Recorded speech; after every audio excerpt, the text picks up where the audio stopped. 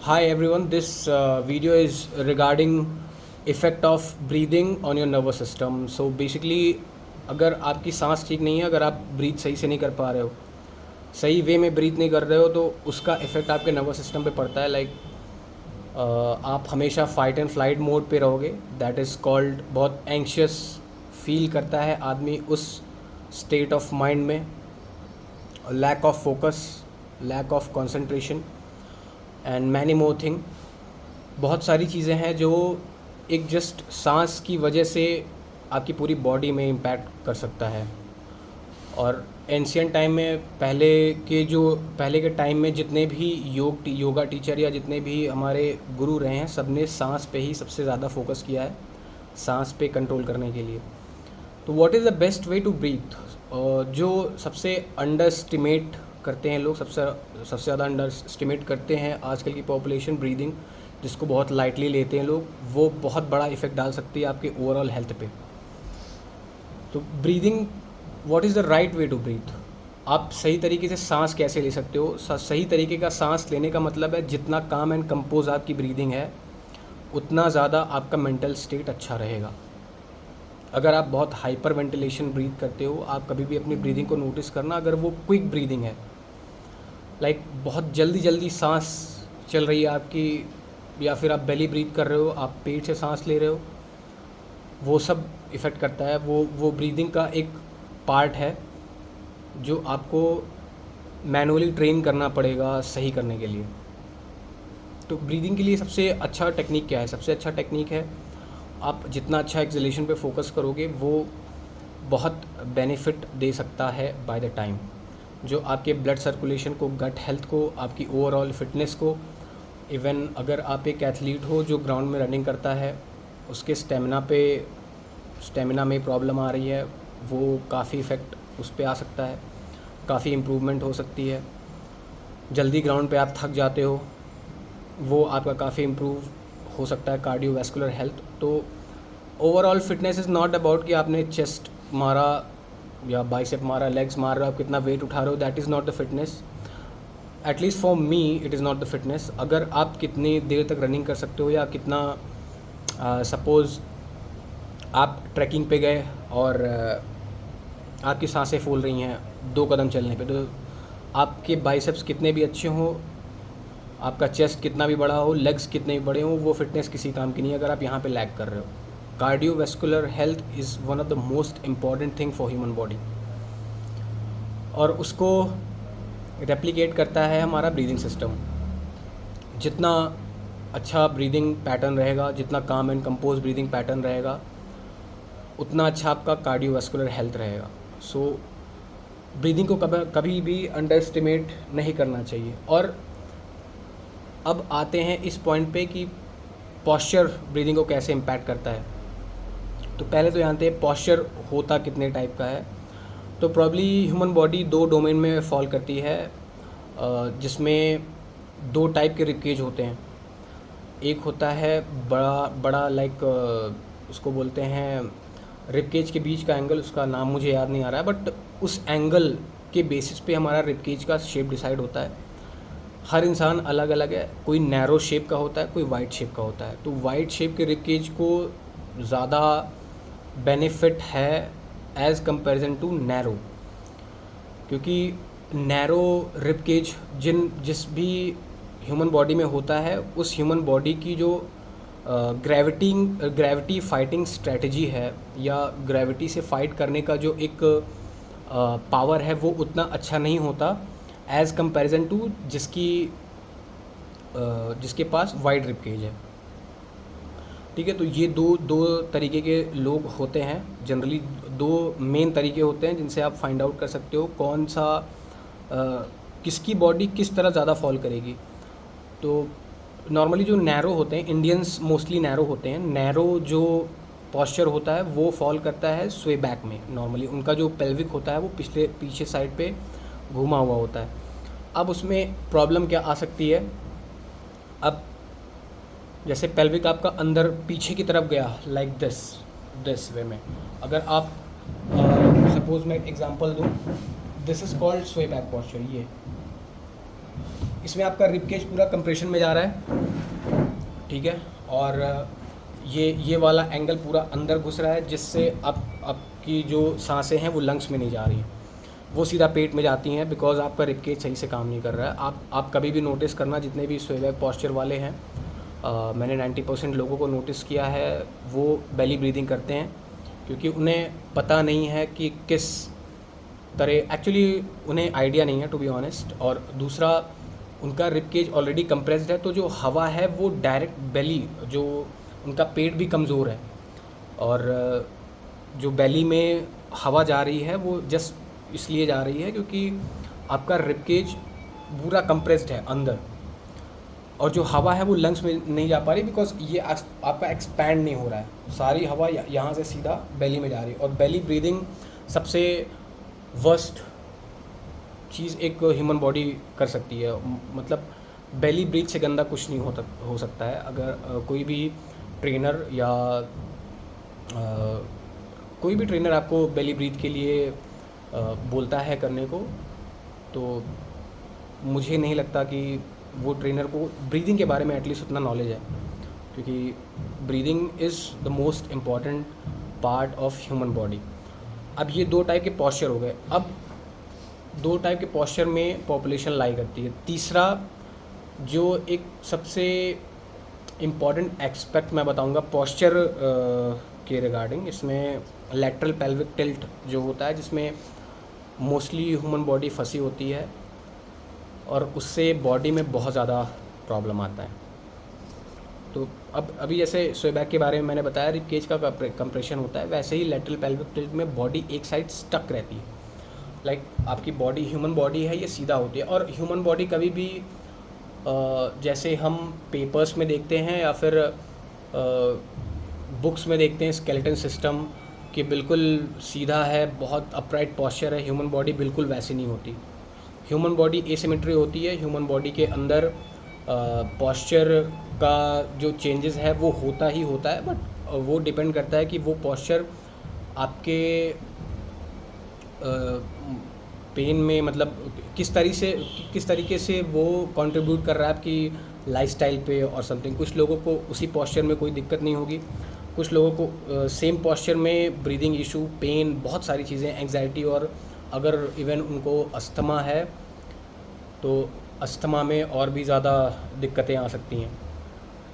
तो ये lateral pelvic tilt के बारे में पहले पूरा आपको बताता हूँ। इसमें होता क्या है, बॉडी एक साइड स्टक हो जाती है, जिसका भी एक शोल्डर आपको डाउन दिखेगा ह्यूमन बॉडी में, that body is stuck in lateral pelvic tilt, जिसमें उसका एक हिस्सा काम कर रहा है, पूरा टाइट है, और एक हिस्सा उतना अच्छा काम नहीं कर रहा है। एग्जाम्पल के तौर पे अगर मैं खुद की बॉडी का एग्जाम्पल लूँ, तो अगर किसी की बॉडी इस तरीके से स्टक है, लाइक दिस, ये राइट साइड का जो पार्ट है पूरा ये कंप्रेशन में चला गया है, लाइक दिस, इधर का रिब केज ओपन हो गया है। अब इस पे ब्रीदिंग पे कैसे इम्पैक्ट आएगा इसका, जिस भी साइड का आपका पार्ट नीचे स्टक हुआ पड़ा है या टाइट है, उस साइड का लेग आपका छोटा होगा अगर आप उसको लेट के कंपेयर करोगे दूसरे लेग से, अगर आपको in case if you are having lateral pelvic tilt.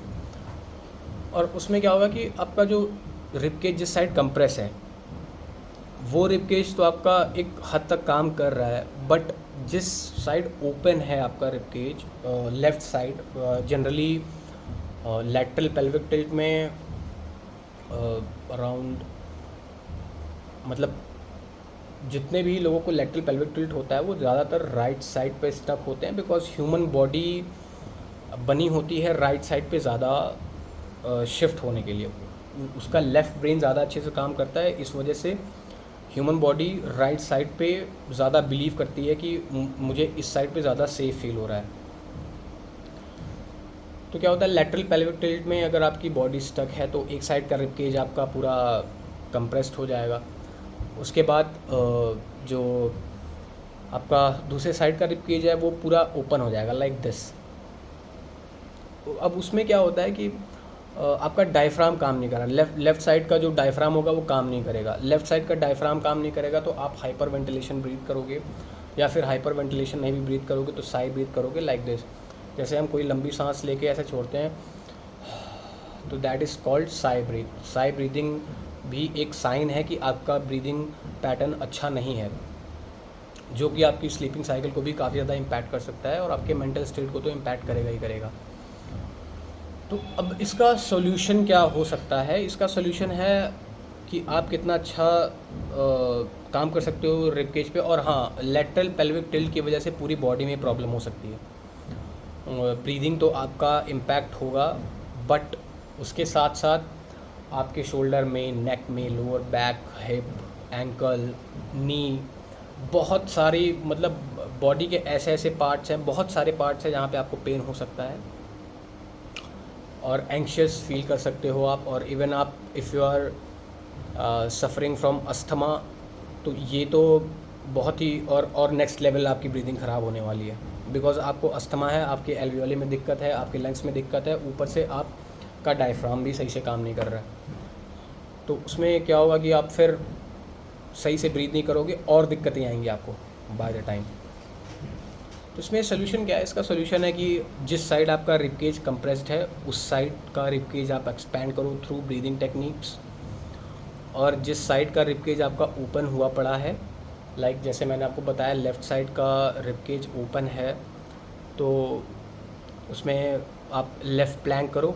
Basically क्या होता है, जो लेटरल पेल्विक टिल्ट में स्टक होते हैं, जो भी ह्यूमन बॉडी स्टक होती है, वो उनको लेफ़्ट रिब फ्लेयर होता है। लेफ़्ट रिब फ्लेयर का मतलब हो गया कि आपका रिब उठा हुआ है। आप कभी भी नोटिस करोगे पेट में सांस खींचना अंदर पूरा, अगर आपका कोई भी एक रिब केज उठा हुआ है, तो इसका मतलब कि आप लेटरल पेल्विक टिल्ट के उसमें फंसे हुए हैं, या फिर फंसी नहीं भी है बॉडी, तो लेटरल पेल्विक टिल्ट के एक डोमेन में है आपकी बॉडी। और दैट इज़ क्वाइट नॉर्मल। मतलब ऐसा नहीं है कि जिनको लेटरल पेल्विक टिल्ट है वो बहुत बड़ा श्राप है and all. Lateral pelvic tilt हर किसी को है, बट अगर वो कोई दिक्कत नहीं कर रहा है बॉडी में, उसकी वजह से कोई दिक्कत नहीं आ रही है, तो इट्स गुड। मतलब इसमें कोई ज़्यादा सोचने की बात नहीं है। और हाँ, अभी कहाँ पे थे हम? Lateral pelvic tilt. Lateral pelvic tilt को हम सही कर सकते हैं। अब जैसे लेफ़्ट साइड में आपको लेफ़्ट रिब केज पूरा उठा हुआ है, तो उसमें अच्छे से आपको प्लैंक करना होगा। प्लैंक करके आप वहाँ की इंटरनल एक्सटर्नल ऑब्लिक्स मसल है उसको ट्रेन कर सकते हो। और थ्रू गुड एक्सेलेशन, एक्सेल जितना अच्छा एक्सेल करते हो आप, आपका CO2 टॉलरेंस तो बढ़ता ही बढ़ता है, साथ में साथ आपकी जो पेट की मसल्स हैं वो स्ट्रांग होती हैं बाय द टाइम। जैसे आपका इंटरनल ऑब्लिक हो गया, एक्सटर्नल ऑब्लिक हो गया, फिर ट्रांसवर्स एब्डोमिनिस हो गया, ये सारी मसल आपकी काफ़ी स्ट्रांग होती हैं, जिसमें आपको स्पाइन में काफ़ी सपोर्ट मिलता है। अब लैटरल पेल्विक टिल्ट ने कैसे इम्पैक्ट किया मुझे personally during sports day also. मतलब मैं इंजर्ड हो रहा था बार बार, and I was finding the reason. I have took multiple sessions of physiotherapist, chiropractors, बहुत सारे पैसे खर्च करे मैंने, और बहुत बहुत ही मतलब इतनी सारी ट्रीटमेंट ले ली थी कि जिसका कोई हिसाब नहीं है। अब ये मुझे पता चला है कि बार बार मुझे इंजरी क्यों हो रही थी। I was a left arm fast bowler. अब लेफ्ट आर्म फास्ट बॉलर जो होता है, अब वो क्या करता है, जो राइट हैंड है उसका, उसको ऊपर आर्म ले आके पूरा उसको खींचना होता है, खींच के पूरा ऑब्लिक का पावर लगा के उसको बॉल डिलीवर करनी होती है। तो जो राइट आर्म है वो खींच के आप राइट साइड लेके आ रहे हो, और मेरी बॉडी पहले से ही राइट साइड पे स्टक है, और मैं as a left arm pacer उसको बार बार उधर झटके लग रहे हैं मेरे को इस ऑब्लिक में और इस रिब केज में, तो और वो नीचे चलता चला गया। और ऊपर से मैं अगर किसी कोर की ट्रेनिंग कर रहा हूँ तो उसमें क्रंचेस करता था मोस्टली, और क्योंकि मुझे आइडिया नहीं था कि इसमें सिर्फ लेफ़्ट प्लैंक करने से और राइट रिब केज एक्सपेंशन से मुझे हेल्प मिलेगी, ये चीज़ सही होंगी। बट मैं सिर्फ प्लैंक कर रहा हूँ, राइट साइड प्लैंक कर रहा हूँ, लेफ़्ट साइड प्लैंक कर रहा हूँ, और बाय द टाइम मुझे ये भी पता चला कि मैं राइट साइड प्लैंक में अच्छा क्यों था, बिकॉज मेरा राइट साइड ऑलरेडी टाइट था। तो वहाँ पे एक काइंड ऑफ स्ट्रेंथ पहले से थी मेरे पास, तो वहाँ पे बल्कि मुझे एक्सपैंड करना चाहिए था, जिसको मैं कॉन्सेंट्रेटली ट्रेन करे जा रहा था बार बार, जो मुझे बाय द टाइम जिस उसकी वजह से दिक्कत आई, फिर मुझे समझ में आया कि लेटरल पेल्विक टिल्ट की वजह से मेरे को पहले तो टूर मैचेस थे मेरे, तो उसमें मेरे को साइड स्ट्रेन हुआ था, राइट ओब्लिक पूरा इंजर्ड हो गया था। वो क्यों हुआ था? वो इसी वजह से हुआ था बिकॉज मेरी बॉडी राइट साइड स्टक थी and I was putting my 110% on the field. So उस टाइम पे पूरा हाथ ये ओपन करके ऐसे लेके आना, फिर ओब्लिक्स में बार बार प्रेशर एक्सर्ट करके बॉल डिलीवर करना, तो उस वजह से मुझे बहुत सारी दिक्कतें आई। और फिर मेरा हिप इंजर्ड हुआ। हिप क्यों इंजर्ड हुआ वो भी मुझे पता चला। लेफ़्ट हिप मेरा बहुत ज़्यादा इंजर्ड होता था बार बार। फिर लोअर बैक में मेरे को बहुत पेन होता था बाय द टाइम। फिर लेफ़्ट नी इंजर्ड हुआ था मेरा। सो दुनिया भर की इंजरी हुई थी। रीज़न सिर्फ एक ही था एंड दैट वाज दिस, क्योंकि मेरा बॉडी जो है वो राइट साइड स्टक हुआ पड़ा था। तो अभी वो सब चीज़ें तो रेजोल्यूशन है। काफ़ी लोगों को मैं देखता भी हूँ कि उस सिचुएशन में अटके हैं बट उनको कोई दिक्कत नहीं होती। इवन वो कभी कभी क्या होता है, वो सारी चीज़ें आपको बेनिफिट ही देती हैं इन टर्म्स ऑफ स्पोर्ट्स। कुछ चीज़ें होती हैं जो हमें पता नहीं होता है, और वो मुझे भी पर्सनली नहीं पता कि किस वे में बेनिफिट कर सकती हैं किसी को, लेकिन वो चीज़ें बेनिफिट करती हैं ह्यूमन बॉडी में ड्यूरिंग स्पोर्ट्स। तो ये लेटरल पेल्विक टिल्ट का एक छोटा सा एक्सप्लेनेशन, बहुत ही छोटा। बाकी अगर इसमें कोई घुसेगा आदमी तो घुसता ही चला जाएगा। बहुत डीप कन्वर्सेशन हो सकती है इसके लिए। और ये इसने कैसे इम्पैक्ट किया है मुझे पर्सनली, एंड स्पोर्ट्स में भी कैसे मुझे इम्पैक्ट किया है वो भी मैंने आपको बताया। और अब मैं आपको बताता हूँ लाइक स्ट्रेचिंग, मतलब एक छोटा सा स्ट्रेचिंग का मैं पार्ट बता देता हूँ। बाकी अगर स्ट्रेचिंग के लिए एक अलग से वीडियो मैं बना दूँगा। इवन ये तो एक इन्फॉर्मेटिव वीडियो है। एक एक पार्ट हटा के अगर हो सकेगा तो मैं ब्रीदिंग का, लैटरल पेल्विक टिल्ट का और स्ट्रेचिंग का अलग अलग मैं वीडियो बना दूँगा एक एक्सप्लेनेशन के साथ। थोड़ा सा लंबा वीडियो रहेगा, इवन ये भी लंबा ही वीडियो हो गया। तो स्ट्रेचिंग में कैसे स्ट्रेचिंग कैसे इम्पैक्ट करता है। स्ट्रेचिंग अगर बहुत स्ट्रेच कर करके आप बॉडी को ना अनस्टेबल बना देते हो, लाइक आप बहुत स्ट्रेच कर रहे हो तो फ्लेक्सिबिलिटी जो एक वो होता है, वो टर्म मुझे याद नहीं आ रहा है अभी एग्जैक्टली जिसमें एक्टिंग मायोसिन काम करता है, जो एक मसल को बॉन्ड करके रखता है एक लिमिट तक। तो अगर आप कंटिन्यू स्ट्रेच कर रहे हो तो बॉन्ड इतना ज़्यादा, मतलब रबड़ को आप स्ट्रेच करोगे एक लेवल तक स्ट्रेच होगा, उसके बाद फिर वो टूट जाएगा। तो आप मसल को कंटिन्यू स्ट्रेच करे जा रहे हो, स्ट्रेच करे फिर क्या होगा कि एक टाइम के बाद वो जो पावर होती है मसल में वो बनना बंद हो जाएगी। अगर आप खेलते हो तो डेफिनेटली आपको पावर की ज़रूरत है। आपको वहाँ पे फ्लेक्सिबिलिटी नहीं दिखानी है कि सपोज़ कोई क्रिकेट खेल रहा है बंदा, तो वो अगर बैटिंग करने जा रहा है तो दैट मीन्स कि उसको शॉट्स ऐसे मारने हैं कि बाउंड्री तक बॉल जाए या फिर रन्स बने। उसको वहाँ पे ये फ्लेक्सिबिलिटी नहीं दिखानी कि बैट मेरा पीछे से आ जा रहा है, वहाँ से आ जा रहा है, फिर मैं झुक के अपना ये टो टच कर ले रहा हूँ, उसको वो वहाँ पे नहीं दिखा रहा। उसको पावर जनरेट करना। पावर जनरेट तभी होगी जब आप ट्रेनिंग सही करोगे फर्स्ट ऑफ ऑल। अगर आप एज अ स्पोर्ट्समैन आप ये सोचते हो कि आप लाइक बॉडी ऐसे ट्रेन करोगे बॉडी बिल्डिंग की तरह, चेस्ट बैक बाइसेप्स, तो भाई 1.5-2 साल में बॉडी ख़त्म हो जाएगी तुम्हारी। या फिर ख़त्म नहीं भी होगी तो फिर 1.5-2 साल में तुम वो एफ़र्ट नहीं डाल पाओगे जो तुम फील्ड पे डालना चाहते हो। बिकॉज फील्ड पे रिक्वायरमेंट है रोटेशंस की, रनिंग की, और there is lot of things. ऐसा नहीं है कि रोटेशन रनिंग, बहुत सारी चीज़ें हैं। उसके बाद आप स्विच करते हो लेग के थ्रू। फील्ड पे ज़रूरत है किसी और चीज़ की, और आप जिम में ट्रेन क्या कर रहे हो, आप लेग्स मार रहे हो, बैक मार रहे हो, बाइसेप्स मार रहे हो, जो सिर्फ एक बॉडी को रिजिड बनाता है, तो it's very important to train your core. जो आपका कोर है, कोर को ट्रेन करो। फिर उसके बाद रोटेशनल वर्क जितना ज़्यादा कर पाओ एज एन एथलीट। कोई भी एथलीट है उसको रोटेशन की बहुत ज़रूरत है, बिकॉज वो चाहे ट्रैक एंड फील्ड का एथलीट हो गया या फिर क्रिकेट का एथलीट हो गया। अगर ट्रैक एंड फील्ड का भी एथलीट मैं लेता हूँ तो उसके दोनों हाथ तभी अच्छे से काम करेंगे रनिंग में जब उसका रोटेशनल पावर अच्छा होगा। अगर उसका रोटेशनल पावर ही ठीक नहीं है तो उसके हाथ यहाँ से यहाँ शिफ्ट होने में प्रॉब्लम होंगे, जो कि लेटरल पेल्विक टिल्ट या फिर किसी भी पॉस्चर में स्टक हुए इंसान के साथ होता है। उसकी वॉकिंग ही बता देती है कि वो बंदा स्टक है किसी एक स्पेसिफिक पॉस्चर में। और स्ट्रेचिंग पे मैं बात कर रहा था। Stretching is the worst thing.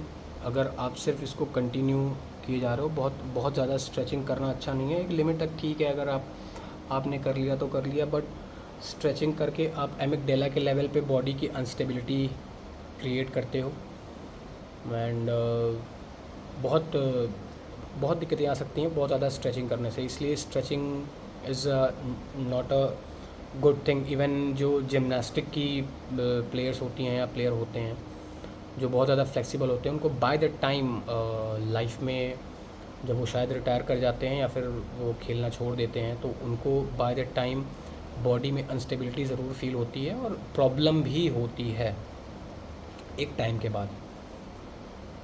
तो ये सारे जो स्ट्रेचिंग वाले फंडे हैं ये एक हद तक ठीक है। हाँ ठीक है, आप स्ट्रेच कर रहे हो, थोड़ा रेडी कर रहे हो खुद को, बट आप ये सोचोगे कि stretching is the only thing that can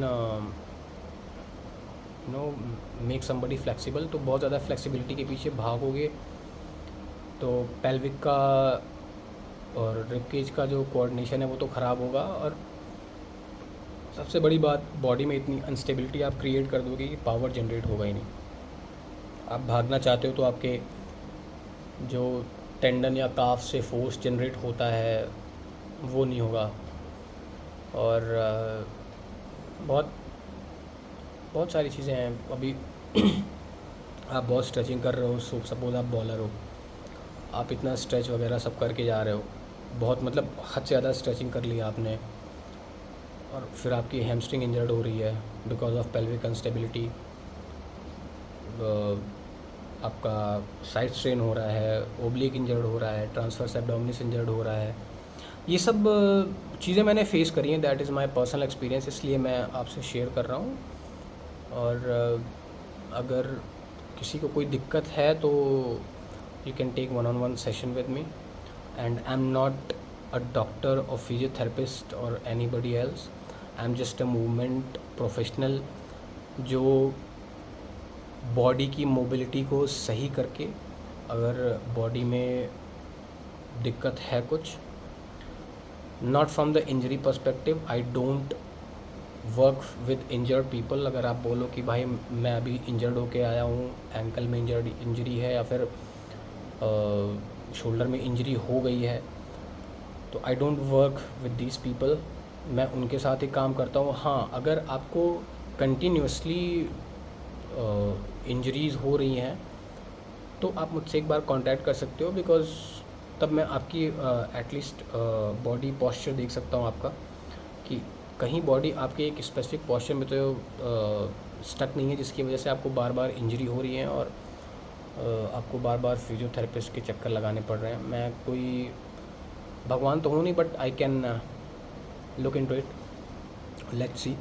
और अगर कोई प्रॉब्लम है तो you can contact me through my Instagram, through my YouTube, wherever you are watching this video from. आप मुझे DM कर सकते हो इंस्टाग्राम पे और हम काम कर सकते हैं साथ में। Bye bye, thank you so much. And if you need any further information regarding posture और समथिंग, या फिर something related to training also, हमें ट्रेन कैसे करना चाहिए या ट्रेनिंग से रिलेटेड कोई भी वीडियो अगर आप चाहते हो मैं बनाऊँ, you can let me know in comment section. Bye.